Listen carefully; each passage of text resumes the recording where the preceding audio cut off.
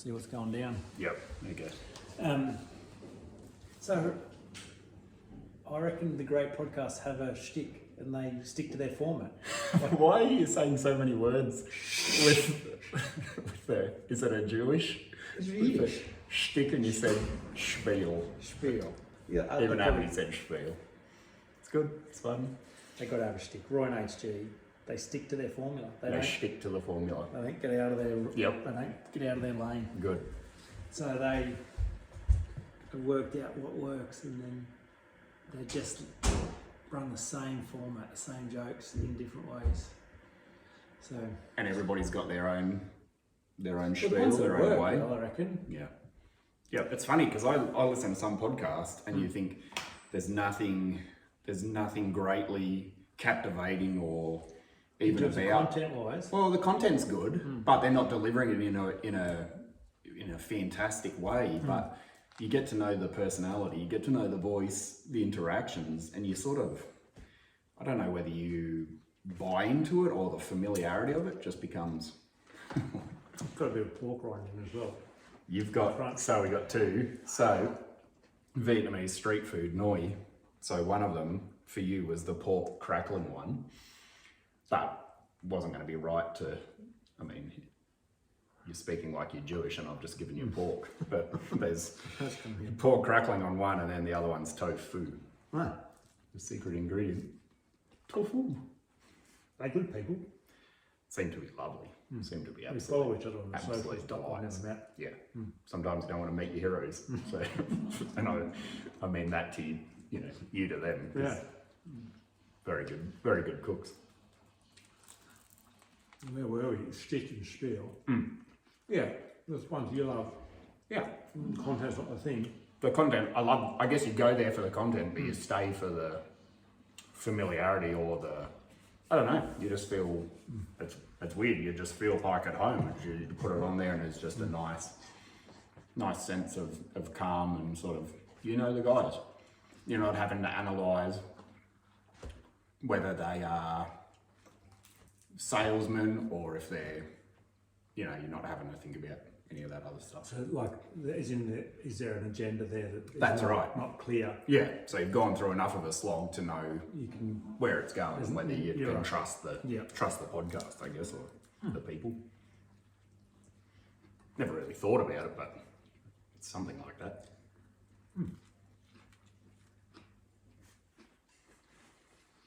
And totally different note, coriander. What do you think about coriander? I'm late to the coriander game and it's been missing from my life. It's the missing ingredient. I would have signed up on hate pages for coriander and been holding placards, but over time, slowly, my wife has just integrated coriander in such subtle ways, and now I'm not going to be polarizing and say that I'm on the coriander bandwagon, but the freshness just slaps you with. Have you seen American Hustle? No. Incredible movie. Coriander based? Well, Jennifer Lawrence plays the wife, the main character, and she's anxious, homebound. Really? Good actor. Very Wow, good actor. boy. And then when he takes her out to meet some other social setting, she's banging on about this nail polish that she loves, and you don't want to sniff the nail polish, and her shtick about a nail polish is that it's delicious and disgusting at the same time. That's what makes you love it. It smells like fresh fruit and garbage. Which? Her nail polish. Wow. Just this whole thing. Yeah. She's trying to convince everyone to smell it. You'll love it and then you'll hate it, but you'll love it again. And then you'll hate it and you'll love it, and that's why you've got to keep coming back for more. Incredible. And then the guy says, oh yeah, that's kind of like coriander. Oh.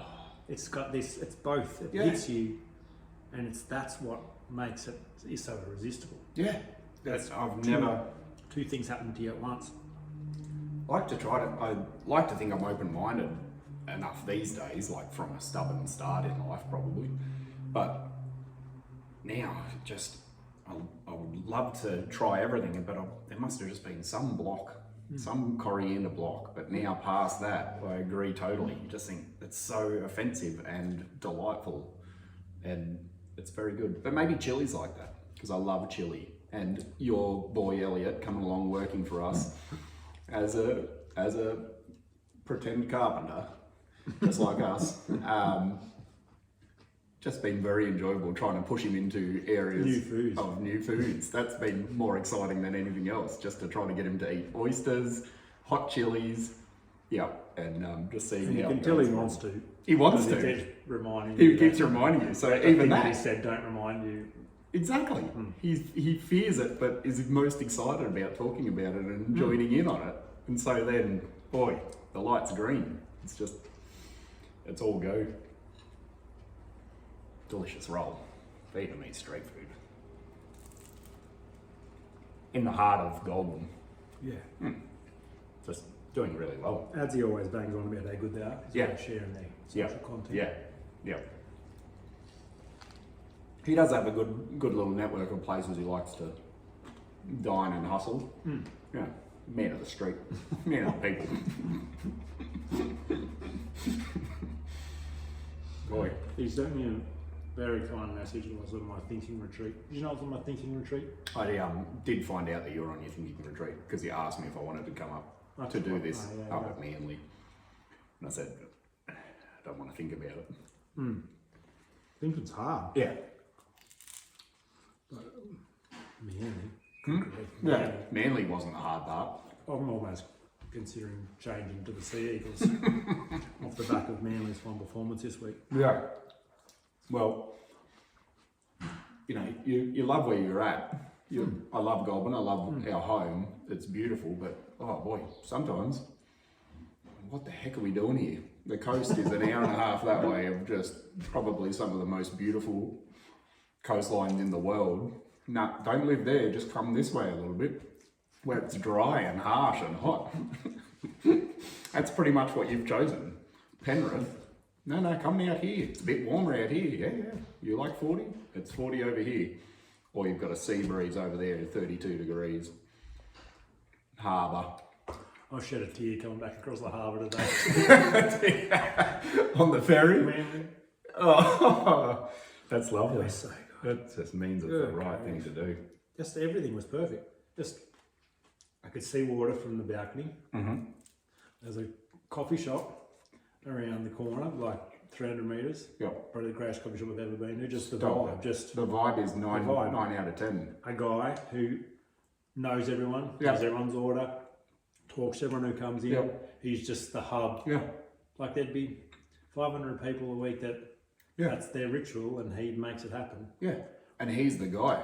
He's the guy. I was saying to a lady the other week, I said, yep, look, I'm interested, I'm excited about starting my own carpentry business and that's going to be good. And I'm like, it's still laboursome, it's still hard. I said, really what I want to do is open a coffee shop. Is laboursome a word? Definitely. It'd be one of these books next to Spiel. Is laboursome a word? Oh, goodness. I'm having some coconut juice. Just think about it, that. Someone write in, tell us, is laboursome a word?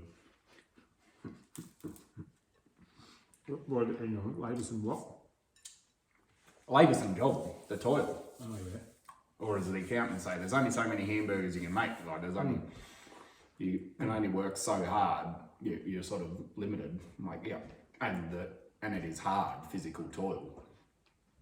Whereas coffee shop, being the hub, being around people, just the interactions, the flow. Yeah. Like you want it to be a good coffee, but more. You're seeking out a place that looks like I want to be in there. That looks relaxed, enjoyable, probably really good music. Just it's called the roast office. Stop it. And in the same colours as the post office. It was just that close that you thought, like, can we take letters here as well? And I had to tell Vince is his name. Yeah. Oh, Vince, that if I had a boy, I wanted to name him Vince. Jess was filthy about it. You really want to call him Vince? Yeah. She probably tried so hard whilst being pregnant just to make sure it wasn't a boy with her female powers, so she didn't have to name him Vince. Vince at the roast office. I feel like he is my son. I was there for about 15 minutes, like, I gotta tell this guy what he's doing here. Yeah. I just, shook his hand. Yeah. I got, looked him in the eye, Yep. and he wanted to make the conversation back about me. I had to get it back Yeah, at him. listen. You. No, Thank you, what we're but doing here. It's really just very, very changing important lives. stuff. It was As great. Richie T would say, just changing lives, Yeah, it was strange and nice. making dreams come true. Yeah, so I could see water, coffee shop just around the corner. So you've got the harbour on one side of Manly and 300 metres that way is the ocean. Yep. So the Manly swim, 7 a.m. every morning, swim from Manly Beach to Shelley Beach and back. Right. Is that on the outside? Is that on the eastern side? Is that open or is that? That's the, well, Manly's Yeah. open. Yep. And it's all been, like it's a nature reserve, so you can't fish in there, you can't pick up shells. So there's a lot of sea life underneath the water So for you to just see. delightful. Yeah. Anyway, so just open water swimming a couple of times a day. The cafes, pubs, the goodness, just Stop yeah. And Right. but just to get on that, like to get off the circular quay and go on the ferry. it. Yeah. That ferry The ride, ferry just makes me so happy. Sydney Harbour, the greatest harbour in the world. Yeah, one and of you the greatest cities in the you world. just simply get on there and just cruise across. So, I mean, you're probably meant to pay most of the time I'm on there. I'm not sure, so I just hop on because I'm from the country. I'm from an hour and a You can half. get away with that. They don't mind that. I assume they accommodate for that. It's like going I'm there. far from the country. It's alright. I'll spend money somewhere else. I don't know where. Yeah. Maybe at the roast office. Tell them. See Vince.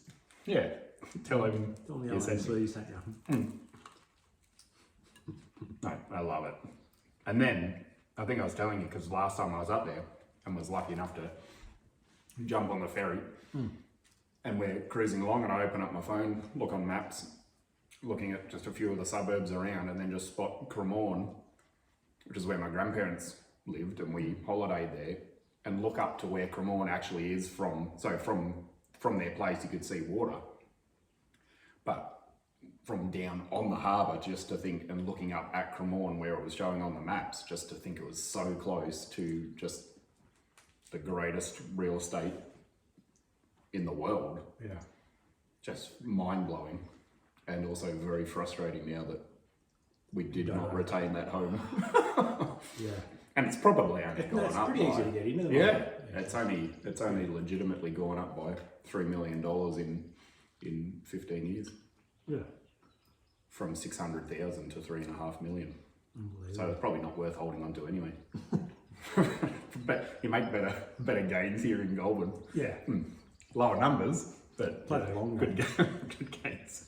Yeah, well, City's coming this way. yeah, that's right. We're basically South Sydney anyway.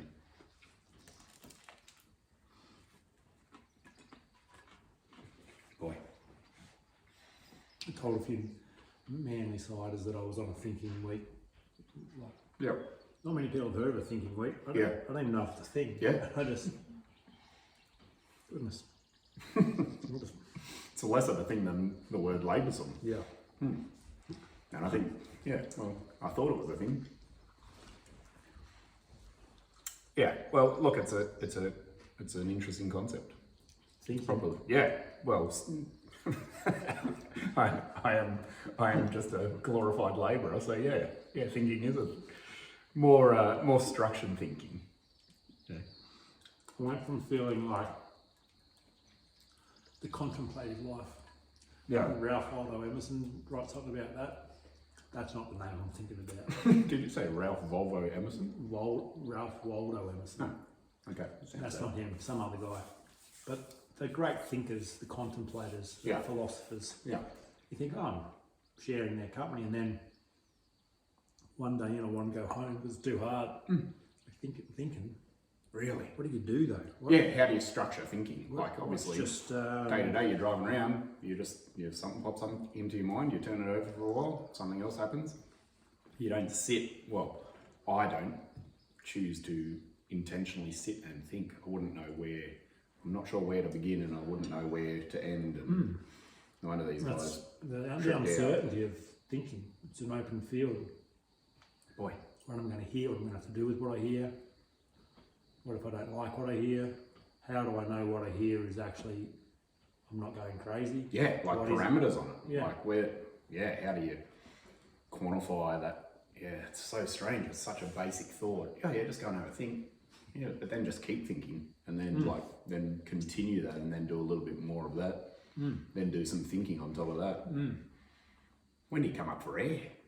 I'd be shuffling. I'd be in and out of the pantry, the toilet, back on the phone. Nah, put your phone back down. Oh, I think I feel like, yep, back to the toilet, back to the pantry, down to the roast office. Quick ferry, and then all of a sudden I'm not thinking anymore. I'm avoiding thinking. Yeah. That would be my week. It would be more of a week of avoidance of thinking, which I think would be quite enjoyable. Well, how it actually played out, first day was horrible and I felt lost and stressed, Really? tired. Because if anybody's already good at thinking, You'd it's think you. so. You'd think, this is what I do. Yeah, this is your space. But Really flipped out. that, I've set aside one whole week, nothing on. Yeah, boy. And I have pitched it to my wife that I'm not going on a holiday. So there has to be some point to this. She has It to has see produce- that. Yeah. has to produce something worthwhile. So there is pressure, but no pressure. Oh boy. Think and Which then already do sounds something like with it your puts thinking. Like our family life is built on my big ideas and my ideas working, and sometimes they don't work. Yeah. Sometimes I think I've got a good idea and it's not a good idea at all, and I go all in on it and then it doesn't make any money. Yeah. So, but I used to chop and change every time I had an idea, and I'd create chaos for Catherine by doing so. So part of the thinking week is I just get 1 week a year to condense my thinking. So I can do my biggest thinking, I can make any changes I like in that week, and then for the rest of the year it's then execute a plan. Yeah. Off the back of what I thought. Get So- tangible. Yeah, so there is a big expectation of what's going to come from the week. But for the first day, I was useless and anxious and slept half the day, Yeah. stuffed around. Were you wearing just shorts, jocks? Nothing. Cruising? Nothing. So it was more of a nudity week for you. Yeah. No wonder Catherine's nervous. Yeah. But then I take a breath, Yep. and then I realise that I've never once regretted listening to my heart. Yep. So, and the moment I listen, time stops being anything. Because William Whitecloud in his book, The Way and the Magician's Way. Oh, yeah. Yep. Had a listen. Have you? Yep. Really? You dig it? Yeah, look, I liked the concepts. I wasn't a big fan of The metaphor. the metaphor, the narration, or I don't know. It's a bit of a wild story. Yeah. I don't think I do well with My mum had with kittens. fiction. What's that? Mum had kittens. Listen to that. Oh, did she? Just In the loving bull it. pit. No, bad kittens. Really? I'm sure she was talking about how good it was. Yeah, but she couldn't cope with the bull pit. Oh, the bull bit. Really? She lived this long and that was just too much. Too much. What, the ladies turning up and sitting down? I mean, her and her dad, they have their own version of the bull bit, so I don't know how it's that confronting. Now you said you don't like fiction. Not that kind of fiction. Not the fable type. Yeah. I think I was reading one for And you think there's a point to this. It's not just a story. Yeah. This guy's trying to tell me a exactly point. in a a weird not way. a great way. No. Or worse than that, you read it, think that it's true, then find out it was just made up by somebody, and then just felt filthy about it. Like the shack. Yeah, I think I thought that was real. Which to me it could be very real. So it's probably the best version of a fable. Either that, or maybe if I read it again, maybe it wasn't as good. But because I thought it was real and because it was spiritual, then it made it possible where it wasn't just a tale of. It was the one down at the fish market and some structuring of a business or that someone gave me that I had to read for a job once and didn't like it. Particularly like the shack. Yeah, it was incredible. Well, I gave that to someone and then we broke their heart when they realised it wasn't true. Same deal. They just thought this is true. Yeah. So the most amazing story I've ever heard. Yeah. Oh, you know, it's just a story. I think that could have been me. You said talking about it the exact same way. Absolutely filthy. What? And then I didn't know what to do. Yeah. But somehow it still remained the greatest story ever. Just had to change compartments in the brain. So William Icloud, so in that book you didn't like and did like. Yep. Secret number 3 or 4 is there's nothing to do but action to take. Yeah. You remember that? Yep. That makes sense to you? Yeah, confusing, same deal, to try to work out nothing to do but action. Well, then what action? Because that's the thing to do. Just a bit of a head wrecker. Yeah. So how that's hit the ground for me is when it's something to do, you're trying to earn something, prove something, force something, hustle something, work to achieve. But when I operate from my heart, then there's no striving, there's no effort, I'm not working anything. I'm just listening and then taking the obvious action. Yeah. So when my heart says, go tell Vince he's a legend, like I'm doing something, but I don't go, on my list of things today, I have to find 5 people and tell them they're awesome. Yeah. My heart says, this guy needs to hear. So I go, okay, well then I better tell him. Yeah. So, and I don't regret that ever. And those experiences can go big or small in any area of my life. So when I relax in a listening retreat, I go, okay, I've never once regretted listening to my heart. And as soon as I listen to my heart, time stops being a thing. So all of a sudden there's nothing to do. So there's pressure here. Then in 5 days I come home with a new business plan. Yeah.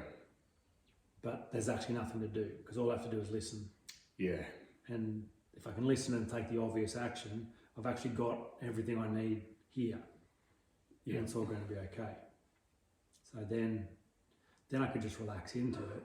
And then the actual experience, like if you're watching me, hidden camera, I don't recommend it.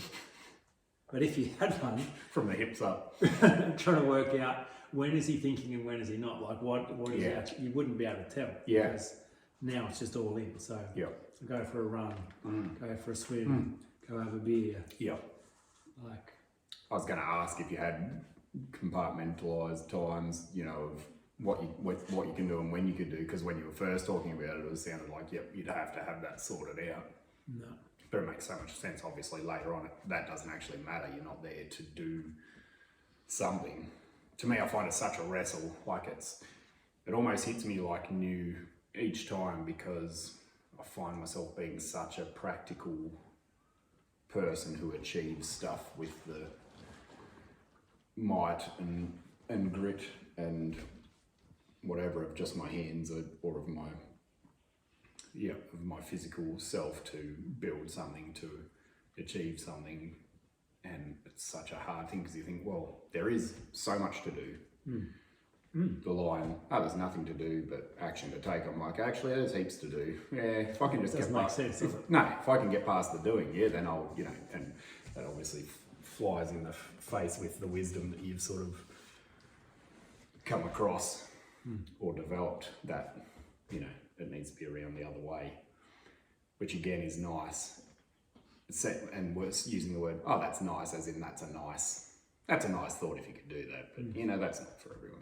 That's for people who go away for 5 days of thinking. That's not for a carpenter. That's not for a guy renovating his house and doing whatever with his kids. But then the doing just becomes the everything, and that becomes the master.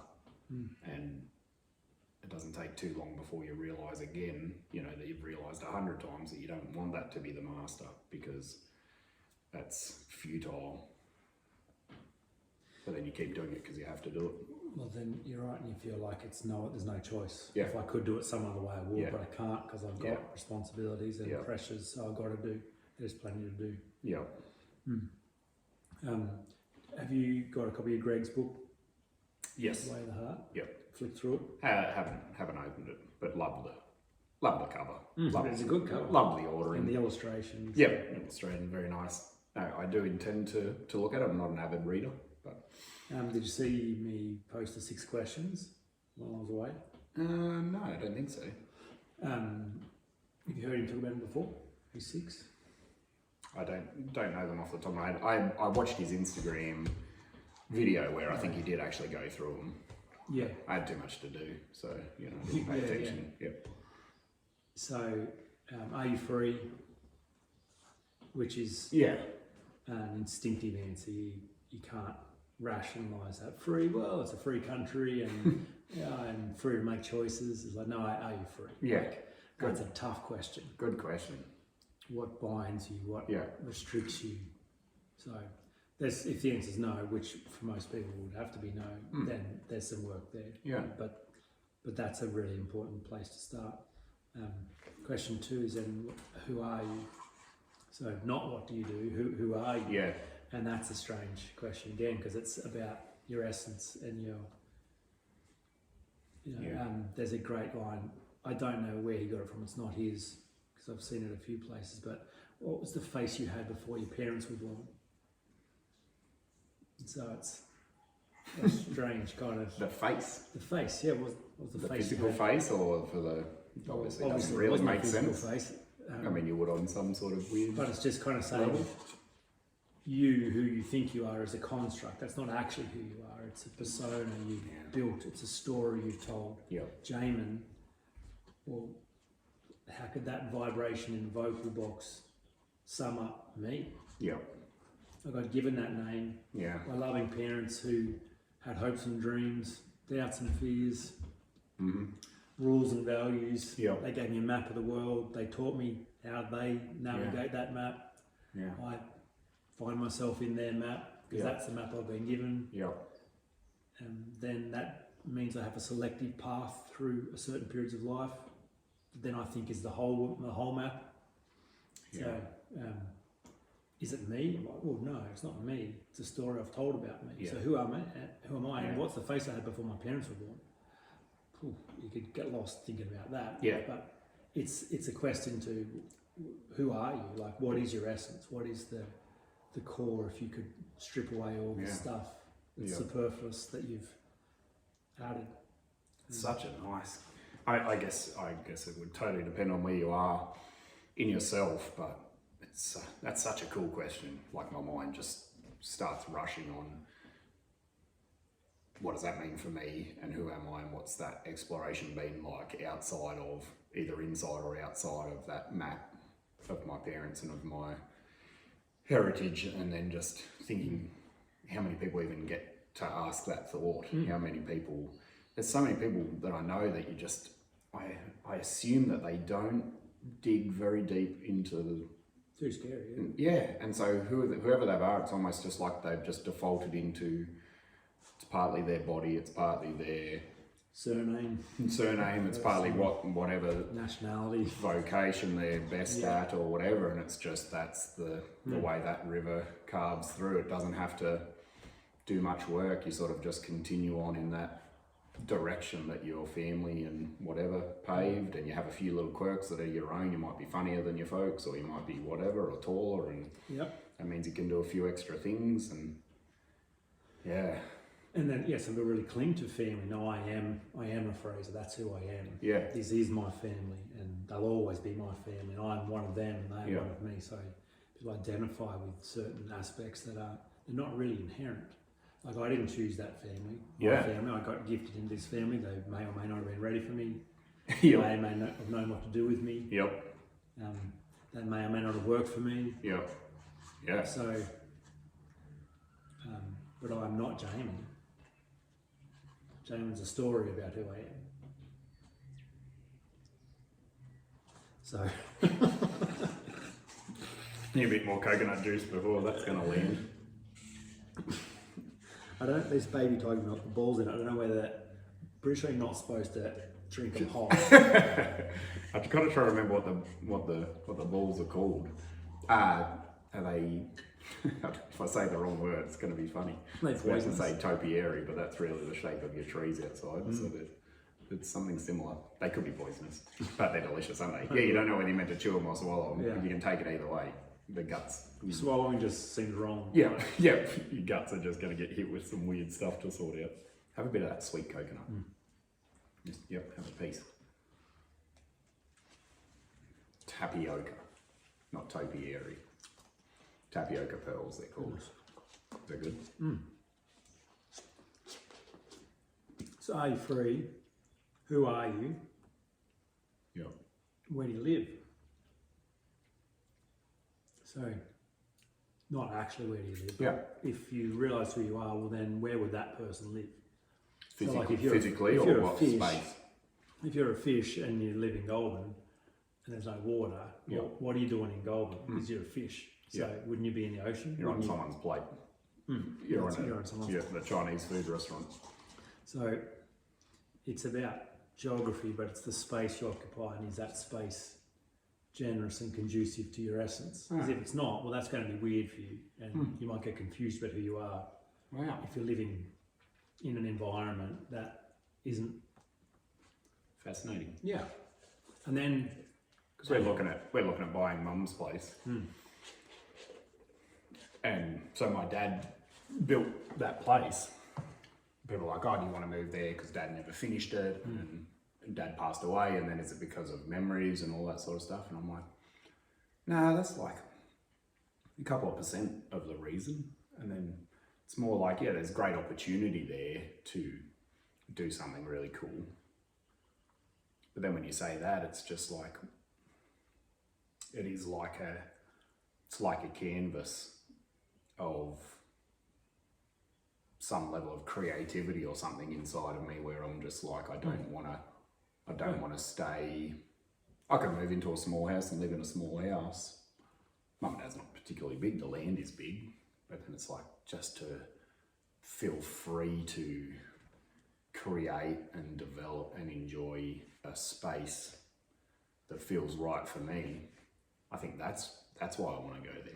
I want to create something. So I've created things in the places that we've had through renovating and toiling and whatever. And you're like, yeah, I'm sure a big driver in that is trying to build some sort of financial stability or whatever to either live with or then to pass on. But yeah, that's part of it. But part of it is maybe it's fighting with my old self too, to try to break out of frustration of lack, you know, with growing up and stuff like that. And whilst they scratched out this place, it was limited. It was like it could never build beyond maybe what Mum and Dad were. And I want to take it, you know, I want it to be an expression of my life. I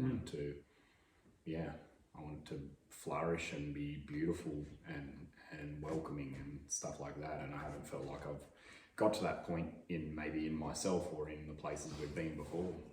I wouldn't have thought that was such a profound question. If you listen to your heart knows the answer to that question. Yeah, which I just don't listen to. You just keep flogging away. Yeah. And I suppose it gives markers or indicators along the way that does sort of get you towards that. But and then there's nothing to do with action to take. And so if you listen to your heart and your heart says, no, you're a creative who needs space to build and improve, then they're obvious actions. And well, then that's where I'll have to live. Yeah. If I'm not live there, then what?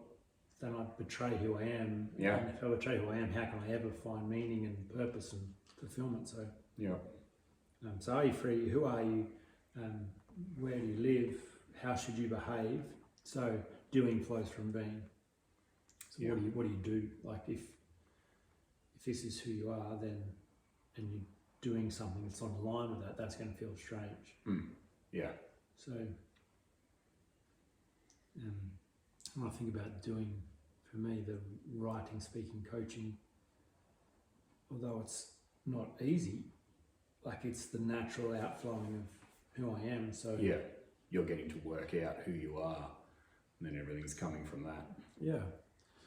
Then what is your craft, which is a refinement of what you're doing, because it's more than just actions. It's something that is iron sharpening iron, is wrestling against you. So for me, writing and speaking or hand coaching changes me as much as as I develop my skills. I've also changed those crafts actually. And you would, I'm sure, the process of your craftsmanship Yeah, it's funny in how much that, changes you. yeah, I'm sure it wouldn't have to at all if you didn't want it to. It could just be so transactional.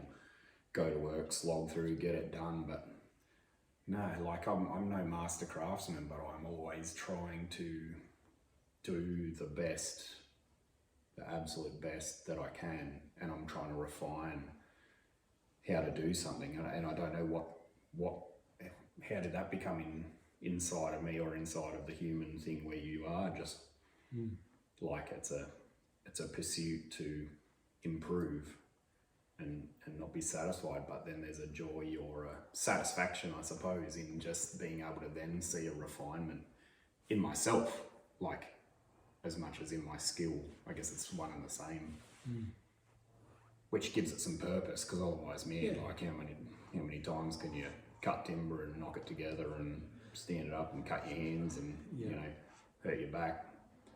But yeah. If it flows from essence and it's connected, living out of your heart, it's a very different experience. Yeah. And then the final question is, who is your crew? So if you're all aligned with that, then the kind of people that you'll congregate with, if they don't flow with all that, it's going to be a strange experience. So yeah.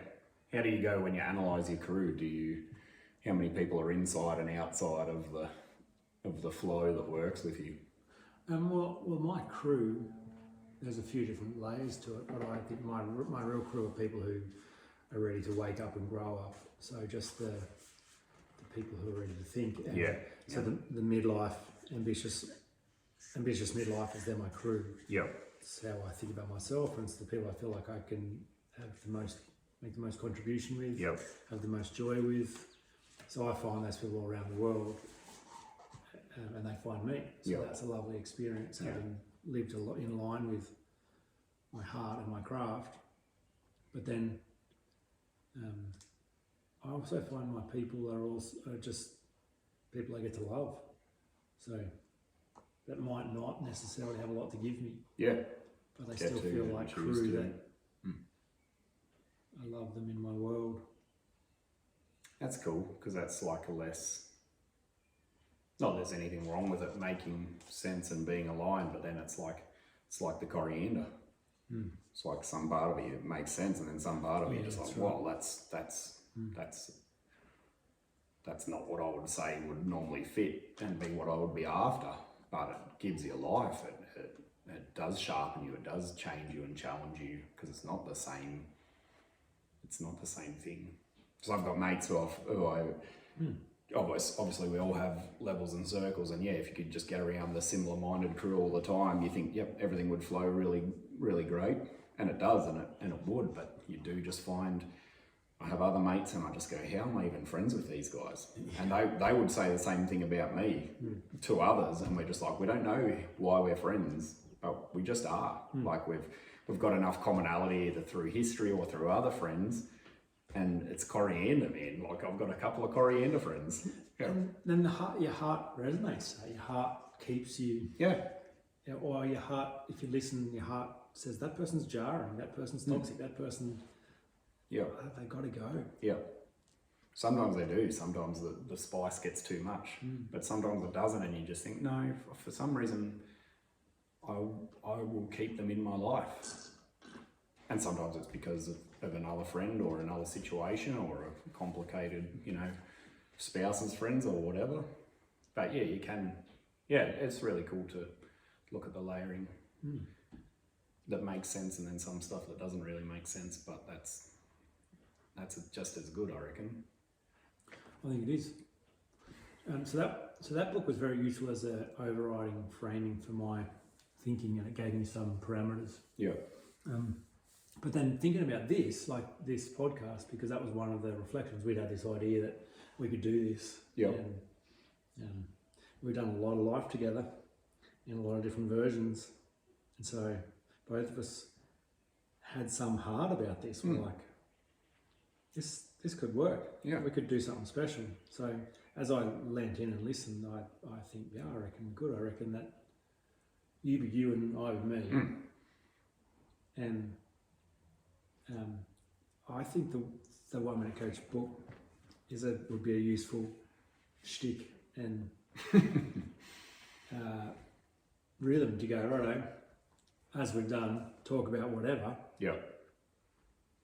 But is there, if you, like, let's just try it. I don't know what you've thought about before we came here today, but just try randomly opening that book and read one of the 60 seconds and see what happens. See what you think about it. See what problems it creates. See where it doesn't hit the ground. See where it occupies the space. A nice idea, but like the other one, nothing to do but action to take. Yeah, a nice idea, but yeah. And I think that's my space, and I think that's my contribution. As much as I go, oh, well, my contribution, yeah, it'd be great if it was to be the lead thinker, but actually you're the lead thinker, and I am the man on the street. There's nothing spectacular about me, and I like that will be. I'm not sure if that's true. But I like that will be what reaches a bunch of other people who feel the same way, that there's work to do in this life. And a lot of it is on our internal who we are. I think, like, even the responses I got from a bunch of people that I've shared on the socials or just met said, I'm doing a thinking week. Yeah. Like, that's so far out of the realms of what even is that? How do you do that? How would I do that? It's just so the disconnect. Yeah. Even poor Vince. Love. If anyone's going to get it, it's going to be a get it on time. cool cat in there. Okay, I don't really know what that is, Yeah. and should I be frightened? Yeah, and how many coffees does it cost Yeah. to get you in the right space for that? So your willingness to handle my extreme stance on things and to not be afraid about it, but to make sense of it from your world. I think that'll be a useful conversation. Yeah, I hope so. I think it'll be good. And you've probably just been conditioning me all these years. Just keeping me in your circle so that It's grooming. Correct. I was trying to avoid the word, but here we are. I enjoyed it. Look, I mean, it's a lovely book, and it's tactile. It feels good. So it looks good sitting on my bedside table, read or unread. It feels good to open. Yeah, that's the second goal. We had lost the first one. Lost / I don't know, had it stolen. I was at my girl Layla. She was at soccer training, and I had a bunch of things to stuff around doing, but one of the things was to flick through the book. See, look at these. Nice new book, and I've scribbled through it. Look at that. It's just a tool, really, isn't it? This is not just a nice It does coffee come table. with a blank journal. Does it? For that. Where's that? Lost that too. You lost that too. Yeah. I'll hit you up with one. So I have, there's things we could don't talk on, but we can be random as well. No, you just pick one. Okay, yeah. So this one, the meaning we place on our experiences. You want me to read? You may as well. I work with a lot of people who have suffered abuse of some kind in their past. It is common for these people to feel their life is messed up because of what has happened to them. Without diminishing the horrible nature of abuse, the reality is it was not the abuse that ruined their life, but instead the meaning they gave to the event and the story they told themselves about why they were abused. The quality of our life is not shaped by the things that happen to us, but entirely by the meaning that we place on these things. We are sense-making creatures, and as such have to give meaning to every event, conversation and experience throughout our entire life. Two people can go through exactly the same experience and come out the other side with two totally different meanings. Typically, when bad things happen to us, however, we seem to choose a negative meaning, pointing the blame at ourselves. If you want to flourish in life, it is critical to keep picking meanings that serve you. The great news is that even when you've chosen a meaning in the past that has diminished you, it's always possible to go back, decide you were wrong, and choose a better meaning. So I read it and I loved it, but I wrestled with it So I wrote with how do we cement a new meaning to something when we have conditioned ourselves so strongly and consistently to an old and some sort of word that I can't read meaning. Consistently to an old and destructive meaning. So you just go, just thinking about some conditioning that I would have given myself and some stories I would have told about my own things and think, oh, just change it. Oh, I was young. Yep. I thought that meant something. Just change that. Yeah. Like everything in me goes, lovely idea. It's like it just touches the surface and then you have this weight, this iceberg, this huge mass of what that's created, and it's just like, how do I do that? How do I change in a moment? That's a very important question, and that's the question that I have to have a good answer to. If I don't have a good answer to that question, then I don't have very much value to offer. Yeah, that's got to be. Because what I'm suggesting to people is not only can you, like insecurity, like these limiting beliefs, they're solvable. You can change these things, and not only can you, you must. Yeah. That's my whole philosophy. Yeah. So, all right, how does it happen? Yeah, I guess the how. I guess I get bogged down a lot in the okay. How do we actually nut that out? What's the 4 steps that I need to do? And go. Let's just work. Let's work on it rather than. Have you got 5 minutes for me to give this to you as simple as possible, but no simpler? Sure. So 6 words that are the structure of how these things are created and how you change them. And I like precision. I like Jordan Peterson's be precise in your speech idea because things that go unnamed become monsters that consume you. So I think so much about these limiting beliefs, they do occupy the unnamed monster kind of space. It's a thing. Yeah. It's real. It terrorizes me. Yeah. How could I ever overcome it? Yeah. And you've got so many years of rehearsing and reinforcing. Yeah. So I love structure. I love examining the structure of things. How does this actually work, and how did it start? More importantly, so if you go back, these questions: who are you? If you were to go back far enough in the journey of you becoming you, it has to be possible there was a time before you thought that was true. Yeah. Yeah. Just however you want to think about that. Yeah. You didn't start your journey of you with that belief. Yeah. It's a story that makes sense to you.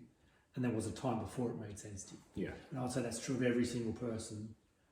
And the clearest example of that is a 0 to 2-year-old who, the moment something's less than ideal in their world, they don't have any questioning about their level of deserve for it to be rectified. Yeah. I don't know if you can remember when your girls were toddlers, but it's... I mean, they were perfect, it's probably best to look at other kids. But yes, I know exactly what you mean. They're just the moment, drop the dummy, hungry, tired, wet, just they don't care. Have I used up my allotted requests for my parents today? Yeah. No, I haven't. You come now, right now, because you exist to serve my needs, and I don't give you anything in return. Yeah. And you're still going to do it anyway. That's how the world works. Yeah. I am the most important, and you are here for me. Yeah. That's every child's experience, even for a short, like even in horrible situations, they have a glimpse of that. That is the starting point. Yeah. Depending on your circumstances will determine how long you keep that, but no one keeps it. Not even perfect parents prevent their child keeping that. So eventually you'll have a disappointing experience where you show up relaxed, confident that you're okay, and then you get shocked. Yeah. You're like, well, I'm not okay because that went bad and I got disappointed or embarrassed or ashamed. Yeah. But then the real crisis happens there because the first of the 6 words is accusation. And I think that's a very precise description of what goes wrong, because you feel pain about something, but then you have to make sense of it, and in making sense of it, you accuse yourself of being the reason that pain's happening. And that's the structure of how this whole starts. And accusation's a good word because it's a legal word. Yeah. If you get accused of a crime, normally you get your day in court to defend yourself, but when we accuse ourselves, there's no defence. You just go straight to betrayal, which is the second word. So, would you be willing to give an example of a limiting belief? Like, what have you got language for a belief that you would be trying to change? Yeah, I think I was thinking, what happened? Oh, you got a balls. Topiary ball up the. High velocity. I think it Did it was go going to go north? throat, but it went north. Yeah, it'll come back down in a minute. Yeah. Topiary ball. Don't even put it on the spot. No, that's fine. I was picturing already a little version of myself, like maybe pre going to school. Well, don't even worry about starting there, because just start with what's here. That you read this and you go, yeah, I've got this experience of me being me. These limiting beliefs, they feel unchangeable. So that's everyone's experience. They've got the real world here and now. Yeah. Okay. Yep. Yeah, probably to be valued or to be liked, something in that sort of space, or to be enough, I guess. Great. So then, if you look at the structure of that, to fear that you're not valued or not liked, what must you believe about yourself in order to feel like that? Well, at some point you believed you are not valuable. Like you have accused yourself of being the reason why you're having that experience in life. Yeah. And that has an inception point, and one moment in time where you accused, and then... Or when someone else accused? No, that's not how it works, because Don Miguel Ruiz, he says, it's not the words spoken to us that change our life, just the ones we agree with. Yeah. So if someone says you're horrible, you'd think, oh, that's when my life changed. But that's not true, because otherwise, when someone said, oh, you're awesome, that would have to change your life as well. Yeah, just the ones you agree with. Just the ones you agree with. So someone says, you're horrible, and you go, why is this happening? Because I didn't think I was horrible. I thought I was enough. This person's telling me I'm horrible. Maybe I am horrible. You go and find some reasons why. Yeah. And then you look at yourself and go, you're horrible. Then you go, don't ever be you again. Like, don't ever show up relaxed, comfortable in your skin, because you're horrible, remember? So then there's a betrayal that happens and you lock yourself out. Don't be you. Now the whole dilemma starts, and so the first word is accusation, second word is betrayal, third word is agreement. Yeah. So that's where the real pain begins, because if I betrayed you, if I thought you'd done something wrong and said you were a terrible person and we had a falling out, I could think about that night and go, I think something's got out. I think we're both emotional. I've reviewed that. Let's sit down and work this through. But when you do it with yourself when you're a kid, there's no review happening. It's just, I saw what happened. It felt so real. Yeah. I'm right. Yeah. So then you lock it in. I agree with my own assessment. And as soon as you agree, then you have this feeling of certainty. Such certainty, it has a chemistry to it. I know. Like, knowing feels a certain way. If you feel it in your body when you know something, I'm right. Yeah. I am horrible. Yeah. So accusation, betrayal, agreement, certainty. Yeah. And then if you know that you're horrible, then the only thing to do is build a strategy so no one else knows you're horrible. So then you design a persona, you play a game, you develop strategies to be the least horrible person in appearance to others, so that no one would ever know, oh, actually feels horrible. And so that strategy gets so well rehearsed, it becomes the system, takes on a life of its own. And then 40 years later, here you are in a whole world being driven, all based on an accusation you made when you were 2 or 3. Yeah. So accusation, betrayal, agreement, certainty, strategy, system. That's the simplest 6 words to describe the dilemma. Yep. So then, if you can see that structure though, that means, okay, you could fix this. That's the sticking point. That's the sticking point, So where do you think most people begin? If they were to pick one of those 6 words to begin with, their work around how am I going to fix this, where do you think most people focus their energy on trying to change the story? I don't know, whether they go back to the start, whether they go to accusation. I don't think they do.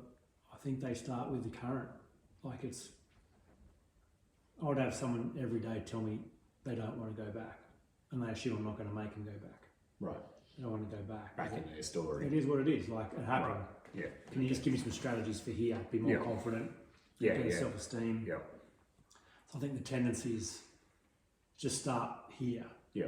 Try and override the story through affirmations. Yeah. Be kind to myself, love myself. So start with system. Yeah. Let's override the system. But that system's been well designed. It's been working for 40 years. Yeah. So it's impossible to change it with a bit of energy. Yeah.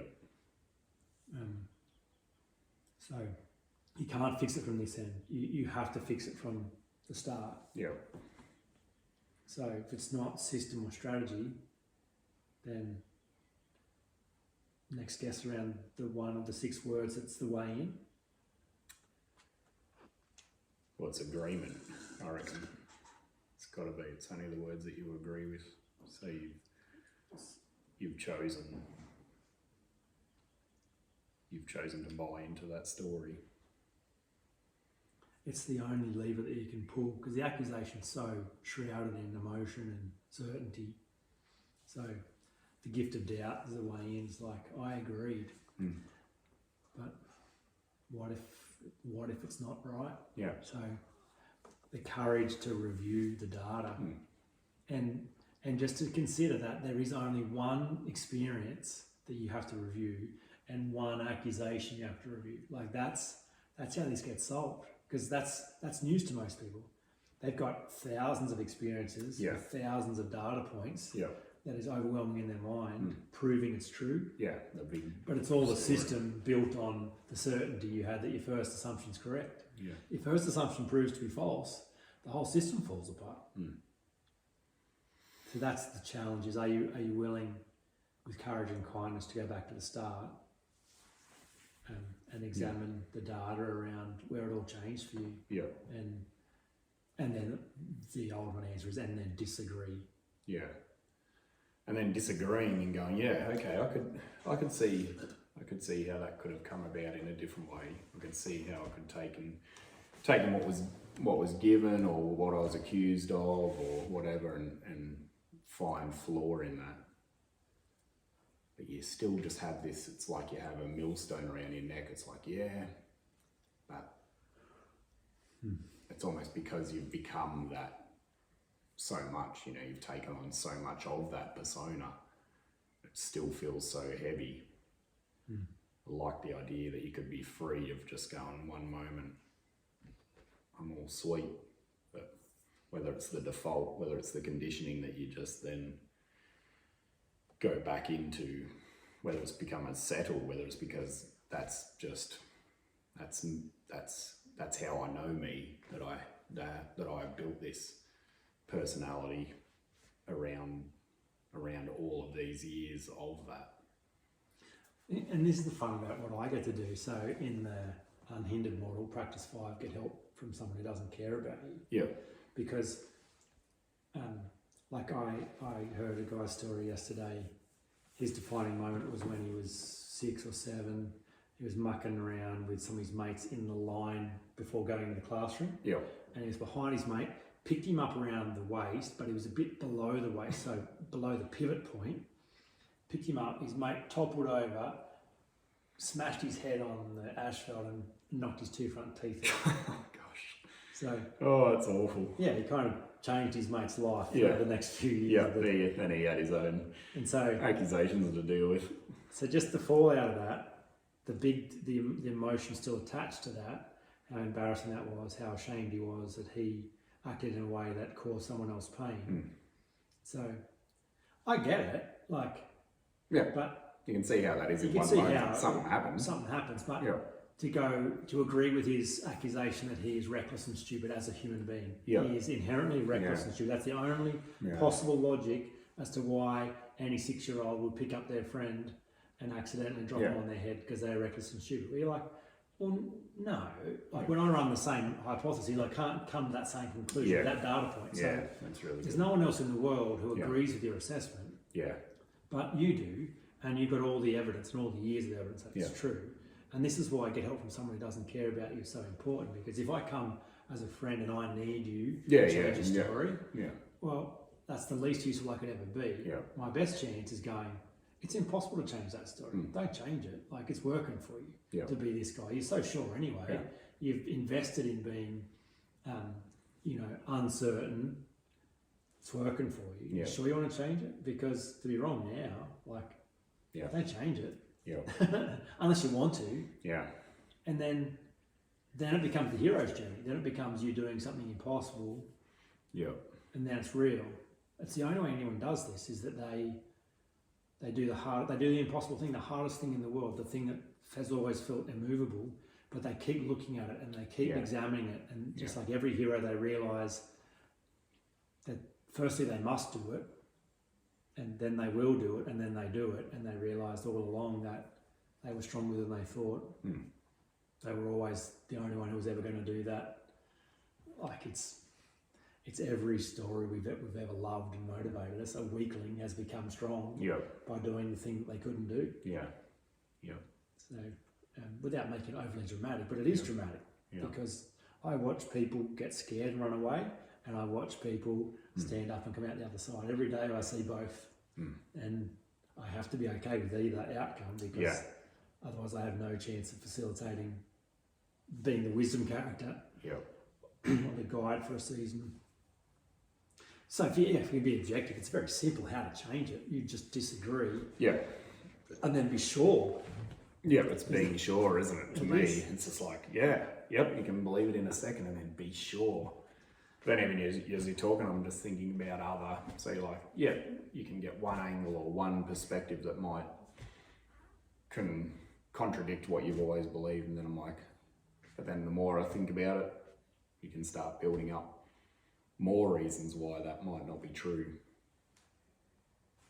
Yeah, it's not just a one thing in one moment. You have to look at yourself, because I was just thinking about myself in a situation when I'm young, and just thinking about if I went past somebody who was in my situation when I was little, how would I think about them?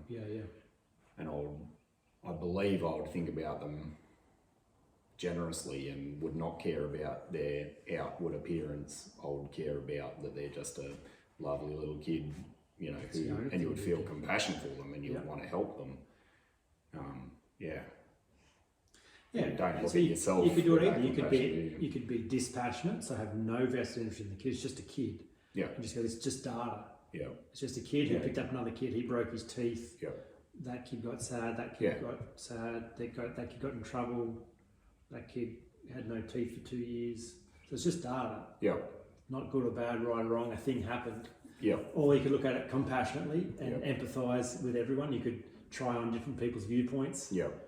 You could then zoom out, go back in time. What was the lead up to this experience? Yep. Like, you're the director. You could have so many different angles. And every different angle you take gives you a different experience of it. Yeah. But the thing is, people don't do that. They only experience reruns of it in their own That's the issue. thing. And then it just becomes confirmed, and their accusation agreement is locked in. And they never are anything other than certain they got it right. Yeah, so you think you've made some progress, and you just go back and you just look through the same lens again. Exactly and then like, hang on, I thought I made some progress.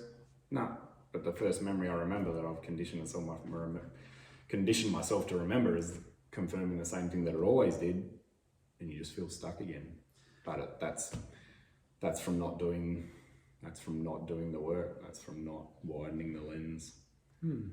And back to where we started and listening to your heart, because you at your essence are not the story you've told about you. That story is a betrayal. Like, it's not fair. Yeah. That's real. Like, it's an act of great betrayal to continue that story. And so